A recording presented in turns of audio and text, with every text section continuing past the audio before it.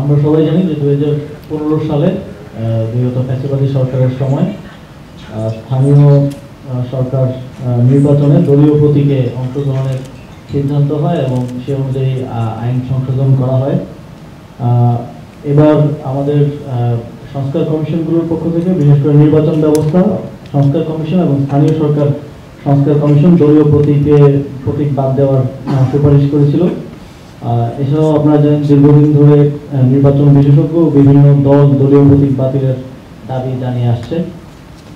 তো তার প্রেক্ষিতে সিটি কর্পোরেশন আইন 2015-এর 32 ক ধারা, পৌরসভা আইন 2015-এর 20-এর ক ধারা, উপজেলা পরিষদ আইন 2015-এর 16-এর ক ধারা এবং ইউনিয়ন পরিষদ আইন 2015-এর 19-এর ক ধারা, যেই ধারাগুলোর মাধ্যমে দলীয় প্রতীকে নির্বাচনের সিদ্ধান্ত হয়েছিল সেই ধারাগুলো আজকে বিলুপ্ত করার প্রস্তাব উত্থাপন করা হয়েছিল এবং সেটা উপদেষ্টা পরিষদে অনুমোদন করা হয়েছে। ফলে দলীয় প্রতীকে স্থানীয় সরকার নির্বাচনে অংশগ্রহণ করার আর কোনো সুযোগ নেই। এখন থেকে ইন্ডিভিজুয়াল প্রতীকে স্থানীয় সরকার নির্বাচনগুলো হবে এবং প্রত্যেকটি ক্ষেত্রেই হবে, সেটা সিটি কর্পোরেশন, পৌরসভা, উপজেলা পরিষদ এবং ইউনিয়ন পরিষদ এবং আপনারা জানেন যে জেলা পরিষদ সরাসরি প্রত্যক্ষ ভোটে যেহেতু নির্বাচিত হয় না, সেখানে প্রতীকের বিষয়টি নেই।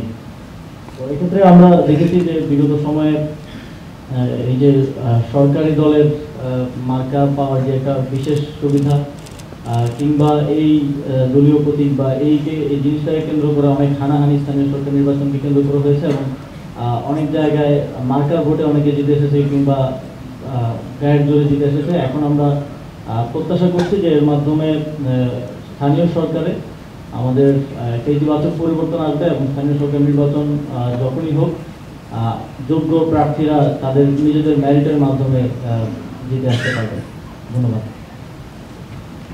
আমি আসিফের কথার সাথে আরেকটা কথা অ্যাড করি। আমাদের কিন্তু যুগের পর যুগ যাবৎ স্থানীয় সরকার নির্বাচন কিন্তু দলীয় মার্কাতে হতো না, হ্যাঁ, ব্যক্তিগতভাবে প্রতিযোগিতা হতো। বিগত সরকারের আমলে স্থানীয় সরকার প্রতিষ্ঠানগুলোকে দলীয়করণ করার জন্য ভুয়া নির্বাচনের মাধ্যমে দলীয়করণ করার পদক্ষেপ হিসাবে আইনগত পরিবর্তনটা করা হয়েছিল। আমরা আগের অবস্থায় ফিরে যাচ্ছি। এখন থেকে দলীয় প্রতীকে কোনো স্থানীয় নির্বাচন হবে না।